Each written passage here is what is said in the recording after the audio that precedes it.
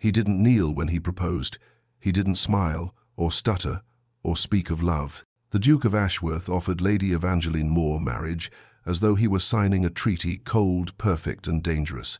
But behind his still eyes hid a secret so dark, saying yes could destroy them both. The ballroom of Grosvenor Hall glittered like a lie that had grown too heavy to keep. Chandeliers burned brighter than the stars outside, gowns shimmered like temptation itself, and every woman in London pretended not to watch the Duke of Ashworth cross the marble floor. He walked with the composure of a man used to ownership of lands, of silences, of expectations. His reputation preceded him like thunder, brilliant, ruthless, immune to charm. Lady Evangeline Moore felt his gaze long before she turned to meet it. She had been standing near the orchestra, smiling politely at a Viscount who mistook politeness for encouragement. But when the Duke's shadow fell across her, the music seemed to lower its voice. "Lady Evangeline," he said, bowing just enough to satisfy etiquette, "may I claim a moment of your time?" The Viscount vanished like smoke, and the crowd collectively leaned in without moving. Evangeline nodded, curiosity masking the pulse that had begun to race in her throat. He offered his arm. She took it, because refusing would have been more scandalous than foolish. They stepped out into the garden, the air crisp with frost and secrets. For a long moment, he said nothing. She studied him, the symmetry of his features, the line of tension along his jaw, the faint tremor of candlelight reflecting in his grey eyes. He was not a man of warmth, but neither was he cruel.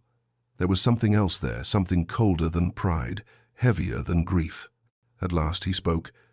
"You are aware of your father's situation, I presume?" Her smile stiffened. "If you mean his debts, yes. My father was too generous for his own good. And you," the Duke continued, voice like glass against steel, "are too intelligent to pretend that generosity will save you from society's appetite for ruin." She folded her hands, composed. "If you called me out here to insult me, Your Grace, I assure you there are easier ways." The faintest flicker of amusement crossed his eyes, then vanished. "No, I called you out here to offer you a solution." "A solution?" He looked at her, then really looked, and something in that gaze made her breath falter. It was not admiration, it was calculation, and beneath it, a ghost of sorrow. "I propose marriage," he said flatly. Evangeline blinked. "I beg your pardon?" "Marriage. To me. Before the season ends. Marriage." She stared, half laughing in disbelief. "Your Grace, I am flattered, but you cannot mean—" "I mean every word. You will have security, respect, and a name untouchable by scandal. In return, you will ask no questions about mine." The coldness of it struck her harder than any insult. "No questions?" she repeated. "None," he said. "Not of my past, my affairs, or my reasons. I will be a husband of reputation, not affection. If that is unacceptable, we need not waste another moment." Evangeline's first instinct was to slap him, her second was to laugh, her third to listen, because beneath the ice of his voice she heard something strange, not arrogance, not cruelty, fear. "Why me?" she asked finally. He hesitated, and in that pause, the air between them trembled. "Because you have the misfortune of being both clever and kind," he said. "Qualities that make for an inconvenient wife, but an invaluable ally." It was not a compliment, it was a confession in disguise. "Your Grace," she said softly, "you do realize that what you're offering is not a proposal, it's a transaction." "I am well aware. And what, pray, do you expect me to offer in return?" "Your silence," he said simply. The garden seemed to grow colder. The wind lifted her curls, carrying the scent of frost and warning. She searched his face for the hint of jest, but there was none. He was carved from restraint, every word measured like a man guarding a secret too heavy to name. "You must think me desperate," she said at last. "I think you practical. I think you arrogant." He smiled then, faintly just enough to make her heart stutter. Perhaps, but arrogance often builds the only bridges left to cross. She wanted to walk away. She wanted to tell him that marriage was not a cage she meant to enter. And yet, something in his stillness pulled at her. He was not courting her. He was protecting himself. From what? From whom? "Do you love me?" she asked suddenly. The question startled even her. His expression didn't change, but his silence did. It thickened. For a long time he said nothing, and then softly, truthfully he answered, No, she should have felt relieved. Instead, she felt drawn to the honesty. He turned away first. Think about it, Lady Evangeline. A cold proposal may be the only kind that survives the fire of society. When he left her standing among the roses, she realized her hands were shaking. She pressed them against her skirts, staring at the path where he had walked away. In the ballroom behind her, music rose again, faster, louder, brighter, but she couldn't hear it. Her mind was already repeating his words, "Ask no questions about my past." That night, long after the candles burned low, Evangeline sat before her mirror, studying the reflection of a woman who could not decide whether she had been insulted or invited into history. And in her heart, against all reason, she whispered, "Yes." They were married on a Thursday, in a ceremony so brief it barely deserved the name. No flowers, no music, no guests, only the clergyman, the Duke, the trembling signature of Lady Evangeline Moore, and the echo of vows that sounded more like business than devotion. The air itself seemed hesitant to applaud. By the time she climbed into the carriage beside her new husband, the reality of it pressed down upon her like the weight of winter. He sat opposite her, gloved hands folded, eyes fixed on the rain that lashed against the glass. The silence between them was not hostile, it was disciplined, like a soldier standing at attention. Evangeline tried to speak twice, failed twice, and then surrendered to the quiet. Outside, London blurred into countryside. Inside, her thoughts grew sharp enough to draw blood. When they reached Ashworth Hall, night had already conquered the sky. The estate loomed like a secret that had grown too large to hide, tall, grey, magnificent, and completely without warmth. Even the windows looked tired of watching. The butler bowed with reverence and fear, as though greeting both master and ghost. "Welcome to your new home, Your Grace," he said, voice trembling with duty. Evangeline stepped inside and felt the temperature drop. The air smelled faintly of lavender and dust, as though the house had once been loved but forgot how.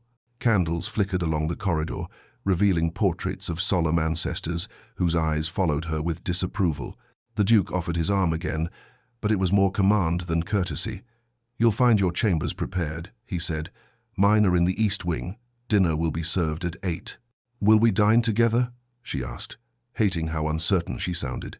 "If you wish," he replied, tone unreadable. "I do wish," she said, testing the limits of his patience. He inclined his head slightly. "Then we shall." Dinner that evening was a study in silence. The table stretched long enough to seat an army, yet only 2 places were set. The candlelight threw his face into half shadow, emphasizing the planes of his cheekbones, the austerity of his expression. He ate sparingly, drank even less, and spoke only of neutral matters, the condition of the stables, the lateness of the harvest, the state of the roads. Evangeline, refusing to be erased by civility, said softly, "Do you ever tire of speaking to the walls, Your Grace?" He looked up slowly, a flicker of surprise or amusement passing through his eyes. "I find the walls at least do not contradict me. Perhaps they've learned it's safer not to." For the first time, his mouth curved, though it wasn't quite a smile. "You are bolder than I expected, and you are lonelier than I imagined," she replied. That silenced him. The servants froze mid-step, uncertain whether laughter or punishment would follow. Neither came. He simply looked away, as though her words had uncovered a truth he'd worked years to bury. After dinner, she wandered the halls alone. The mansion was enormous, a labyrinth of portraits, velvet drapes, and secrets. At the far end of the west corridor, she found a door locked with a heavy iron latch. Unlike the others, this one bore no dust, no marks of time. It had been used recently. A faint chill emanated from it, colder even than the rest of the house. She reached for the handle, but before her fingers touched it, the Duke's voice cut through the silence. "I wouldn't, if I were you." She turned sharply. He stood behind her, half in shadow, expression unreadable. "I didn't hear you approach," she said. "You weren't meant to." "He's leathery. What is this room?" "A part of the house that no longer concerns anyone." His tone ended the conversation, but her curiosity refused to obey. "No longer," she repeated. "Does it have no purpose?" He hesitated just long enough to make the answer meaningful. It had one, once, and then he was gone, leaving her with the door, the lock, and the certainty that the room's silence was older than either of them. Days became weeks, and the rhythm of Ashworth Hall began to swallow her.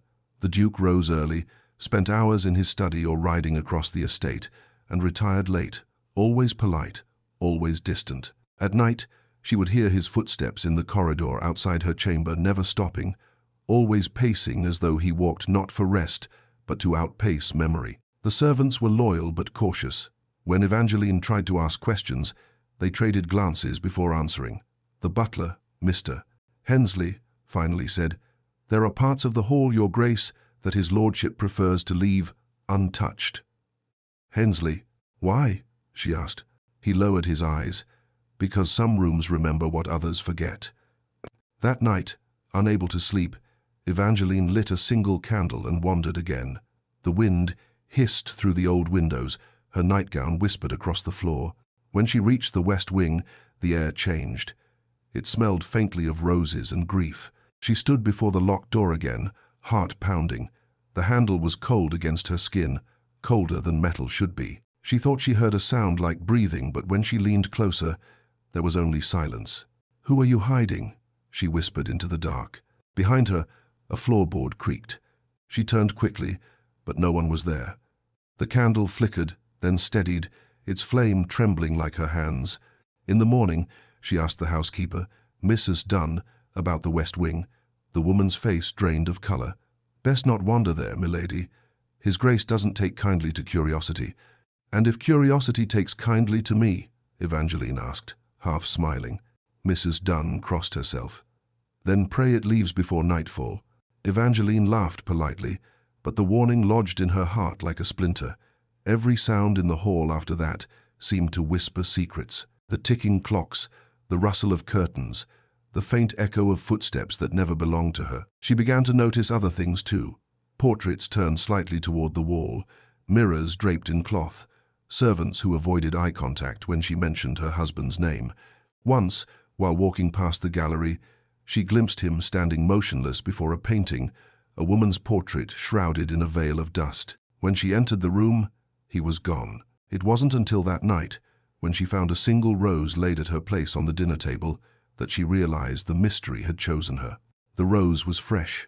Its petals glowed like blood in the candlelight, and she understood then that her husband's cold proposal had not been protection from the world. It had been protection from himself.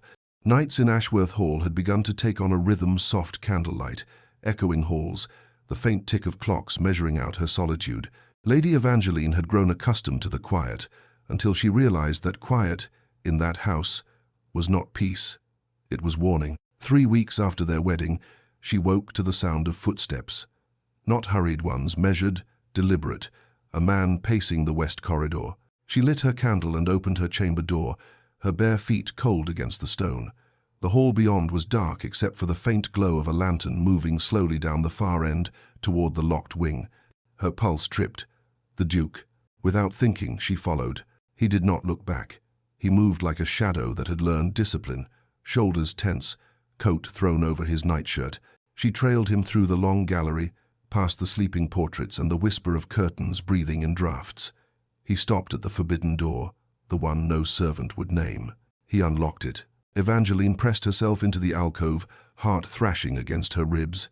Through the narrow gap in the door, she saw him step inside. The candlelight fell across what lay beyond, a room draped in white sheets, a cradle of dust and sorrow. In the center, on the far wall, hung a large painting covered with a black veil. He stood before it for a long time. Then he spoke, voice low, roughened by guilt. "Forgive me," he whispered.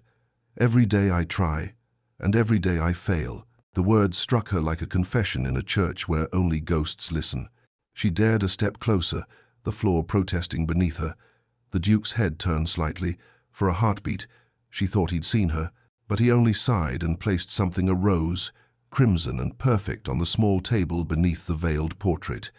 Then, as quietly as he had come, he extinguished the candle and left. Evangeline waited until his footsteps vanished before she entered. The air inside the room was colder than the corridor, thick with dust and memory. The faint scent of roses lingered like a wound refusing to close. She lifted the veil with trembling fingers. The portrait revealed a woman, beautiful, pale, tragic. Her features were delicate, her eyes hauntingly alive even in paint, her expression one of calm that didn't quite hide despair. The artist had loved her, that much was certain. At the bottom corner of the canvas, in fine brushstrokes, the name was written, Lydia. Evangeline stepped back as though the name itself had whispered. Lydia. The sound of it was too familiar, too rehearsed by the house's silence. Who was she? The question refused to sleep. The next morning at breakfast, she pretended not to notice the faint smudge of candle wax on his sleeve. He did not speak of the West Wing, nor did she ask. But she watched him carefully, the way his eyes avoided the window, the way his hand hesitated whenever it brushed the edge of his ring. Later that day, while he rode out to the village, she ventured into his study. It was a room of perfect order, ledgers, letters, maps, all arranged with surgical precision. But in the second drawer of his desk, beneath a stack of estate documents, she found a small bundle of envelopes tied with black ribbon. None were posted, none were addressed. Each began the same way. My dearest Lydia. Her hands shook as she unfolded one. I cannot forgive myself. I cannot forget the look in your eyes that night. They call it tragedy, but I know it was punishment. I am left to live inside the sentence. Another read. If I could trade my title for your breath, I would. If I could bury my memory beside you, I would. But you haunt every dawn, and I no longer know whether I am blessed or cursed to wake. She stopped reading. The letters slid from her hands like accusations. Her husband, this cold, distant man, had once loved someone so fiercely that the loss of her had turned him into stone. And now that same grief lived in the walls of her home. That night, when he returned, she watched him cross the room in silence. He seemed thinner, as if memory consumed his flesh each day. Did you sleep well? He asked politely. As well as one can, she replied. This house doesn't like to dream. He looked up, startled by her choice of words. You hear it too? She blinked. Hear what? The silence, he said softly. It speaks if you stay awake long enough. Her heart clenched. What does it say? That the past has an echo. The past has an echo. Neither spoke again after that. But the next morning, while she walked through the garden, she saw him at a distance near the family crypt, head bowed, the wind lifting his coat like the wings of a fallen angel. He knelt for a long while, hand resting on the stone of an unmarked grave. Evangeline could not see the inscription, but she didn't need to. She already knew whose name slept beneath it. That evening, when she entered her room, a single rose lay on her pillow. Not from the servants, not from kindness, from guilt. Her heart ached not with jealousy, but with sorrow. She was beginning to understand that her husband's coldness was not cruelty. It was mourning turned to armor. And yet, she could not ignore the way the world seemed to avoid the name Lydia. The servants stiffened when she spoke it. Mrs. Dunn pretended deafness. Even the butler, composed and faithful, faltered when she mentioned the grave. Finally, she asked directly, who was she? Text that. The butler hesitated, his voice nearly breaking. His Grace's first wife, milady, the Duchess, Lydia. She died here, 3 years ago. How? No, he swallowed hard. Some say fever, others say despair. Despair? Yes, he whispered. They say she leapt from the West Wing balcony the night before the ball, but the Duke forbade her name ever since. Who? Evangeline's blood ran cold. Later that night, she stood once again outside the locked door, staring at it through tears she couldn't explain.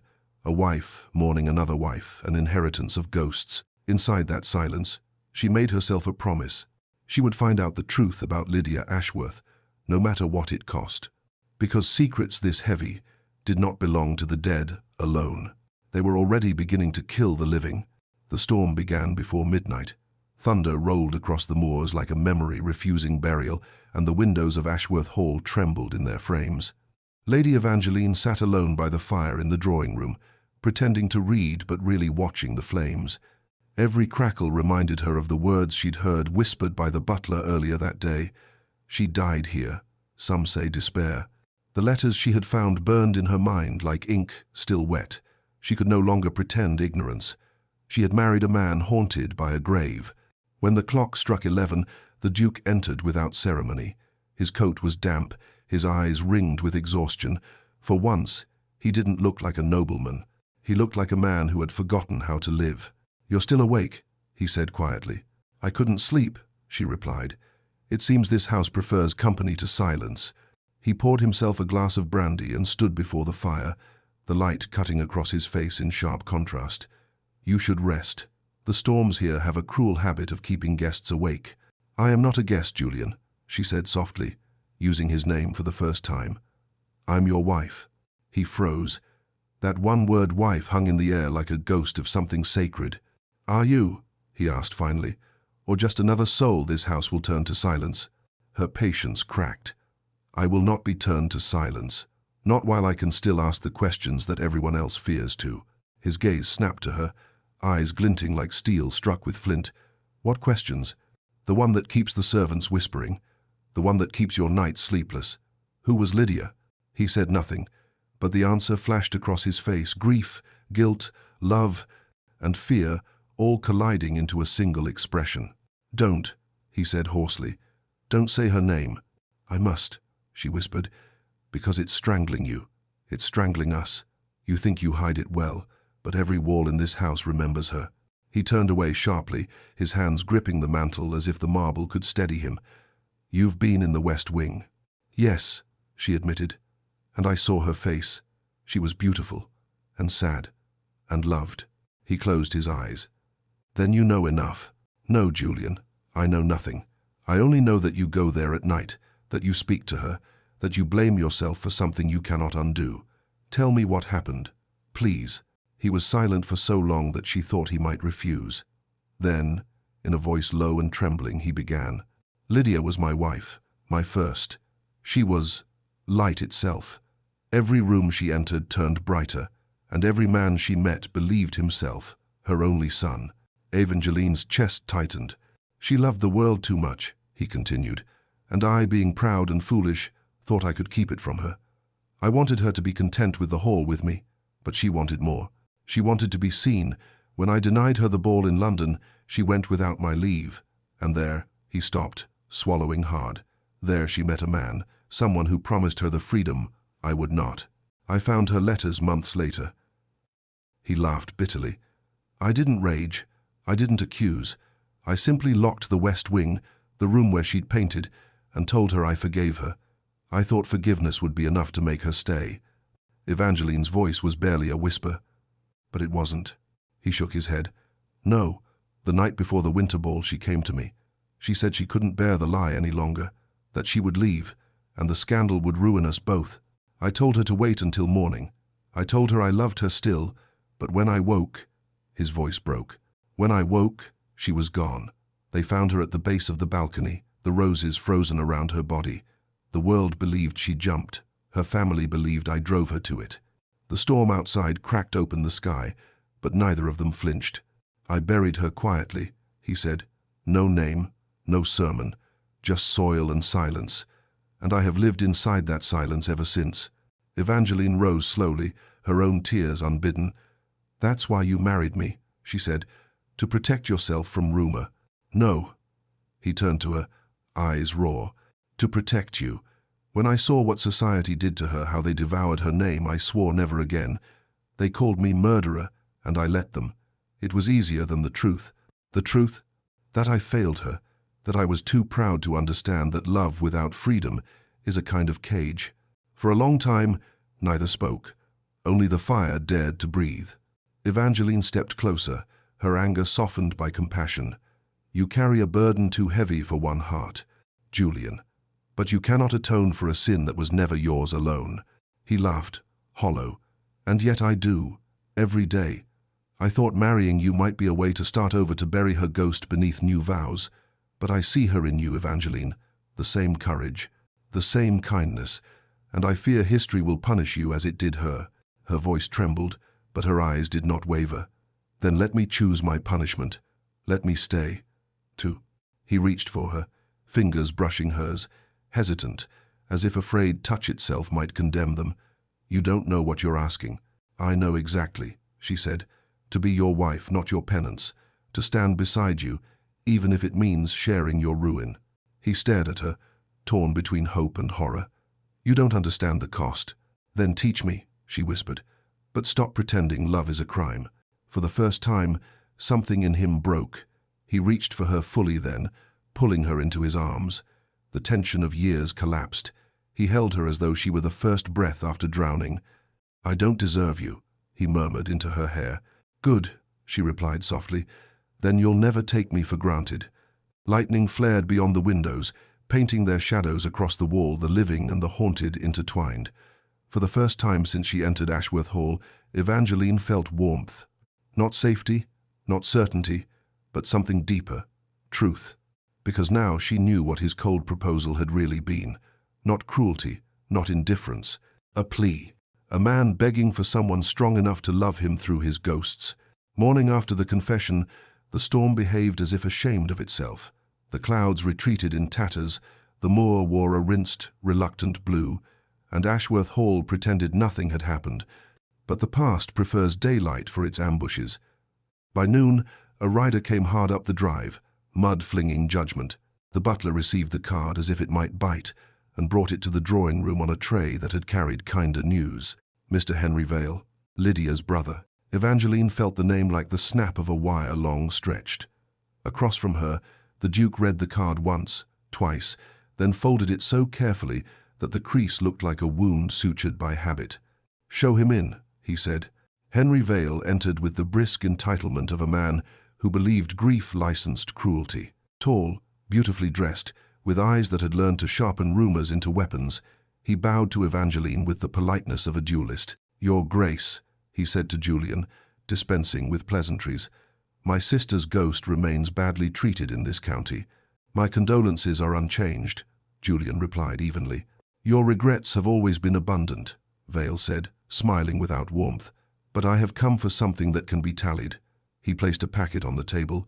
"Affidavits, letters, sworn statements, witnesses who heard you and Lydia quarrel that last night, a groom who saw you on the balcony, a housemaid who claims the curtains were torn."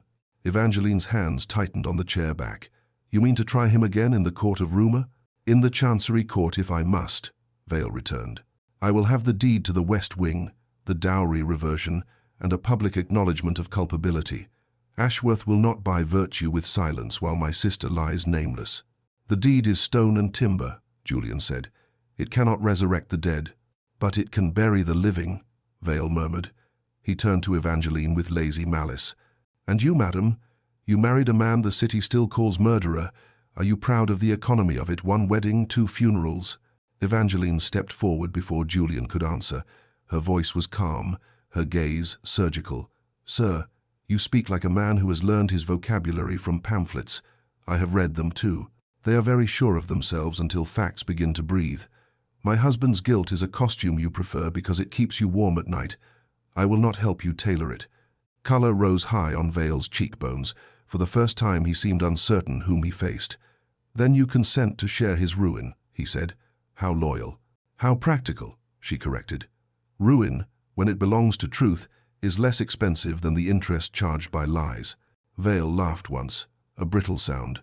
"We shall see how practical you find it when London reads my letters." He touched his hat and left with the arrogance of a man who mistakes retreat for victory. He did not bluff. Within a fortnight, envelopes arrived like hail. Anonymous hands posted them from town and country.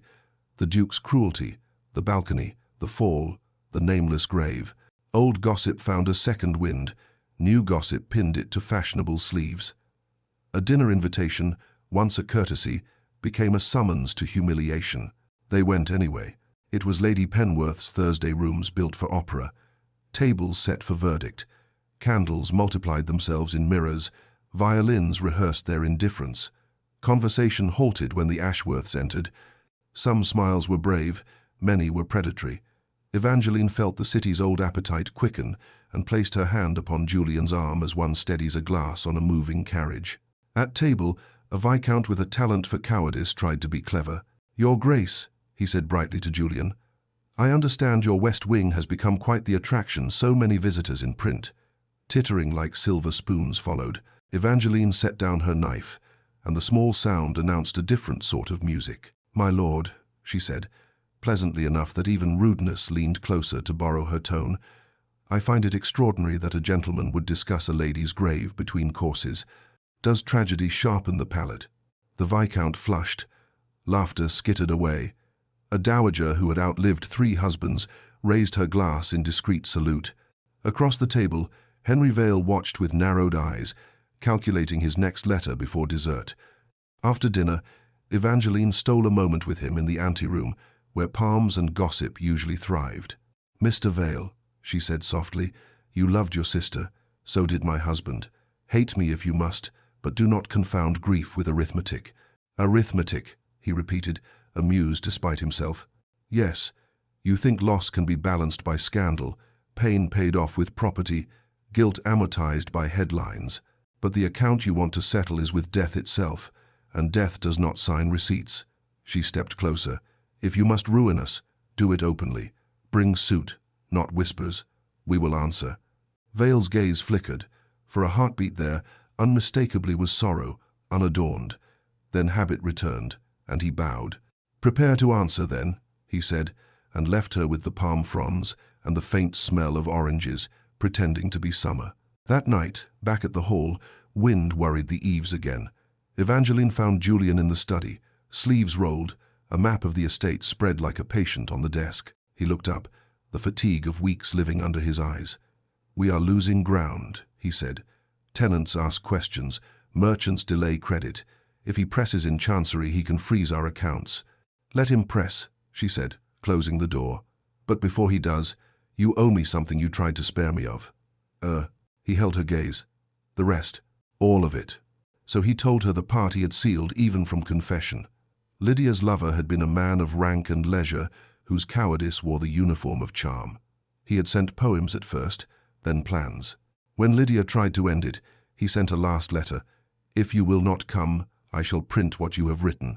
Despair does not analyze, it leaps." She did. The letter arrived the next day like a closed fist to a door that no longer opened.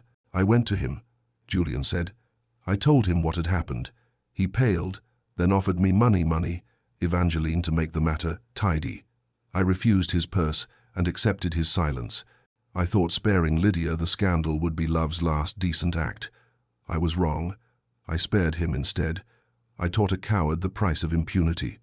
He looked at her, stripped of defenses. "This is my shame. Not that I failed to keep her, but that I failed to name the man who helped unmake her." Evangeline reached for his hands. "Then we will name him if we must. It will wreck what remains of the name you now bear." "Then let wreckage be honest," she said. "I can rebuild honest things." The next morning she wrote to Hartwell, the barrister whose belief in law resembled stubborn weather. Documents were drawn, a sworn statement assembled. The lovers' letters, kept under lock all these years, were copied, sealed, and dated. They did not send them yet. They kept them like thunder, ready to instruct the sky. Meanwhile, London required theatre, and Evangeline gave it the one it didn't know it wanted: dignity. She returned every call, attended every salon, and refused every invitation to discuss the West Wing. When pressed, she said only, "A gentleman is innocent until a lady's memory is safe." The line traveled faster than Vale's letters. Women repeated it. Men learned to fear it. Even scandal, bored with itself, began to blink. It was not enough. Vale secured a hearing for an injunction on the estate's west properties. On the morning of the appearance, fog lay heavy as consequence. Evangeline dressed in grey and stood beside Julian at the barrister's table like a second oath. Vale presented affidavits, servants' whispers dressed as testimony, a stable boy's distance polished into certainty, a doctor's shrug made into science. Hartwell rose last, voice cool as rain. "We do not meet rumour with rumour. We meet it with fact."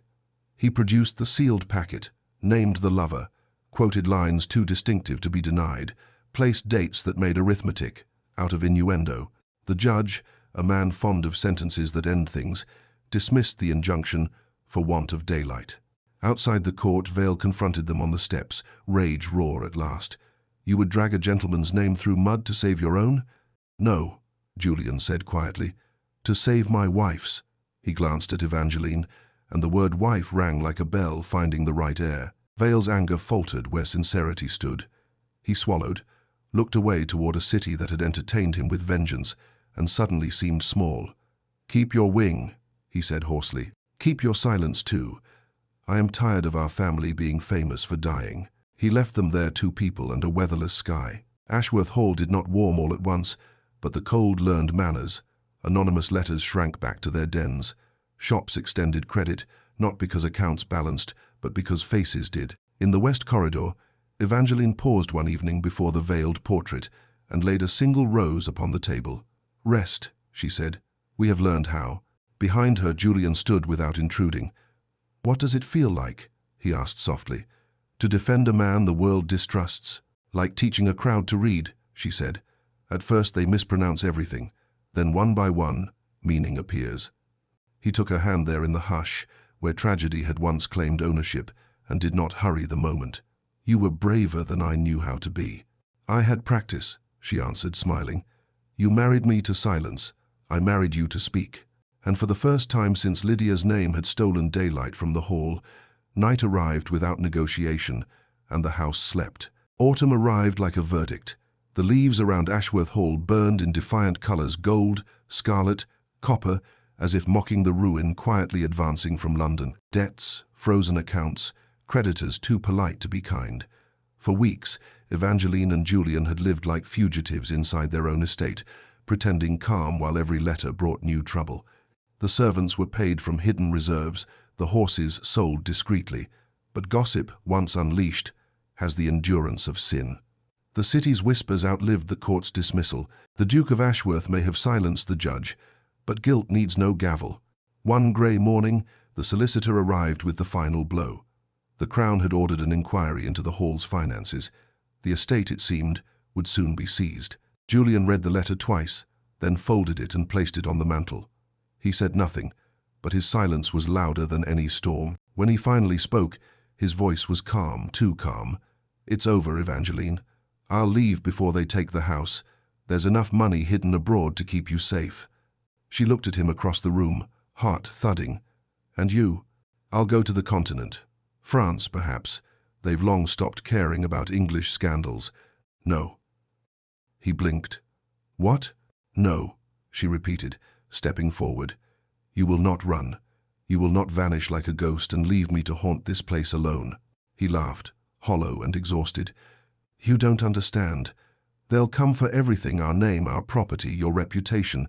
You deserve to live free of this." "Free?" she snapped. "Freedom bought with your absence is just another prison." His composure cracked. "I am trying to save you, and I am trying to save us, too." For a long, heavy moment, they simply stared at each other, the storm outside, beginning to echo the storm within. She took a breath, voice trembling but fierce. "You have spent your life apologizing for love, Julian, for Lydia, for me, for existing at all. You think if you punish yourself long enough, the world will forgive you, but it won't, because the world doesn't forgive, it forgets, and I refuse to be forgotten with you." He turned away, one hand gripping the mantel, his knuckles white. "If I stay, I'll drag you into ruin." "Then drag me," she said.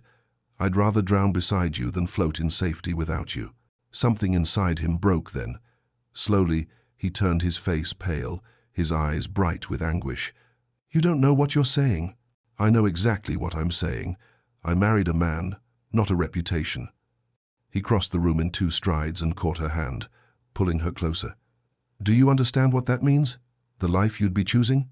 Exile? Poverty? Peace?" she interrupted. "Honesty. A life without ghosts." The words undid him. His grip loosened. His voice fell. "You would leave all this behind? The titles, the halls, the comfort? Titles are chains. Comfort is a lie. You taught me that when you tried to live without feeling." The air between them throbbed with something too raw to name. For 10 years, he had lived like marble.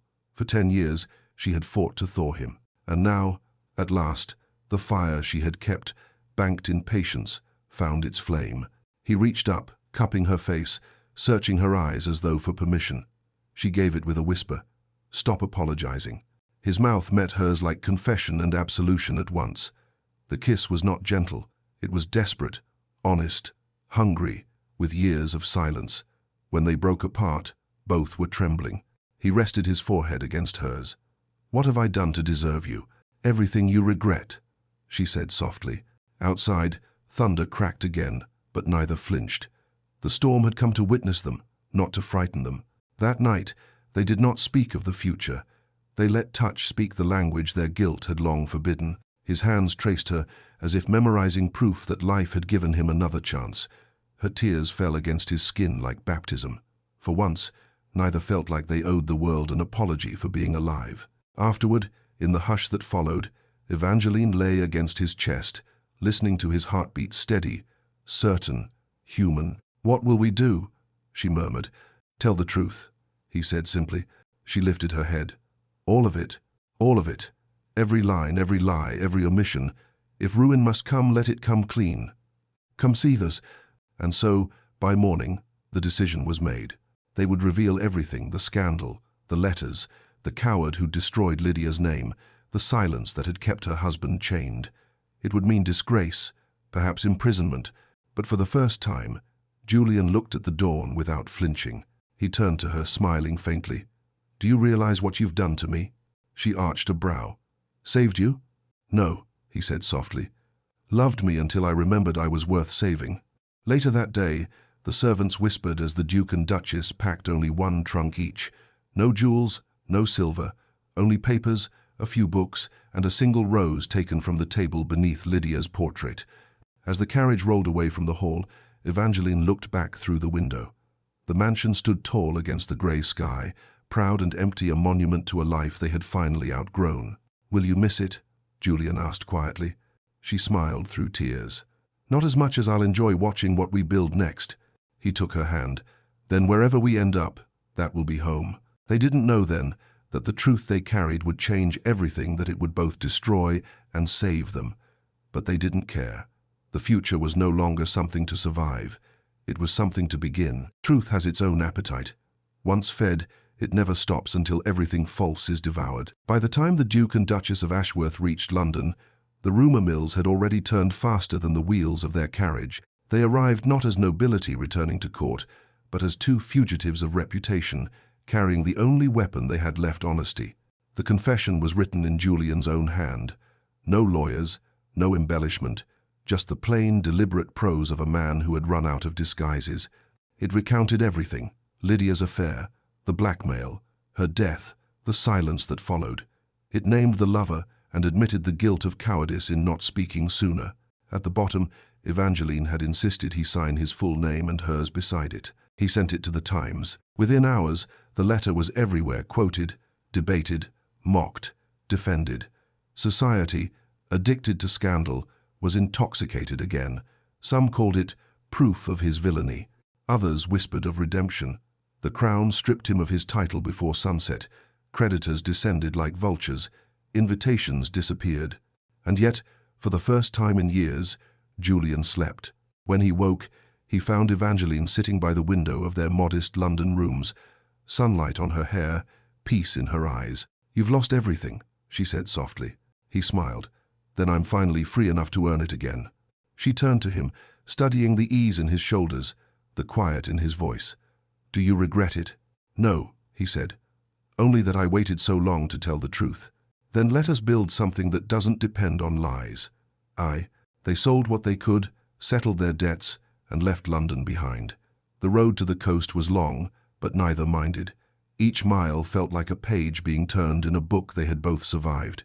When at last the sea appeared, vast, grey, merciful, they stopped at a small village where the air smelled of salt and wildflowers. The cottage they bought sat near the cliffs, its walls weathered but steady. There, the Duke of Ashworth became simply Julian, a man who mended nets, painted seascapes, and read to children whose fathers were away at sea. The Duchess became Evangeline Moore again, a woman who taught the village girls to read and write, to question and dream.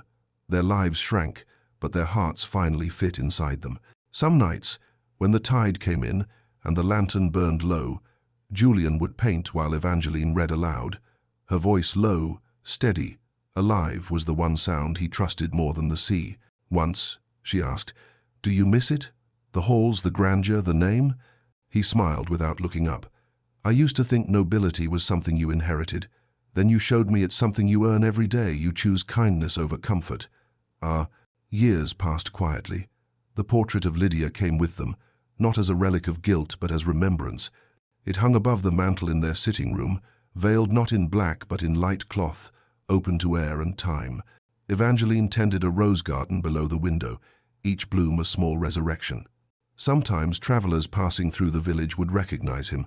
They'd whisper, point, even ask, "Are you the Duke who lost everything?" Julian would nod politely and reply, "No, I am the man who found what mattered." And Evangeline, hearing from another room, would smile.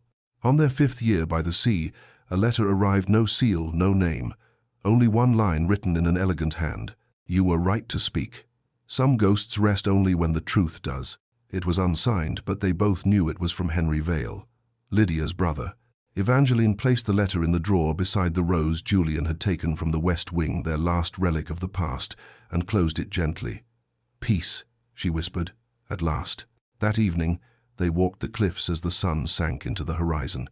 The sky was a painting of bruised violets and gold, the sea murmuring forgiveness to the shore.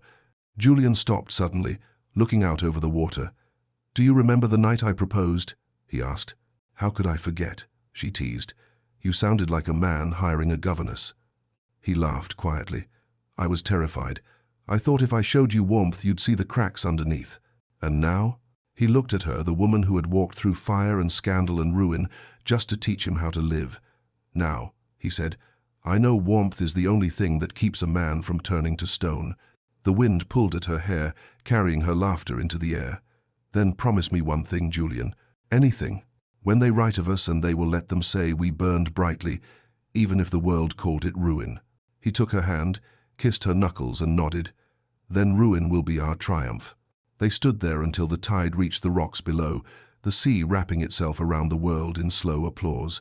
Above them, the first stars appeared, quiet witnesses to two souls who had learned that love is not about what survives, but what remains true after survival. And as they walked home, the moon rising behind them, Evangeline glanced once more at the horizon and whispered what would become their shared prayer. His proposal had been cold, yes, but in my arms, he found the warmth that made ruin feel like salvation.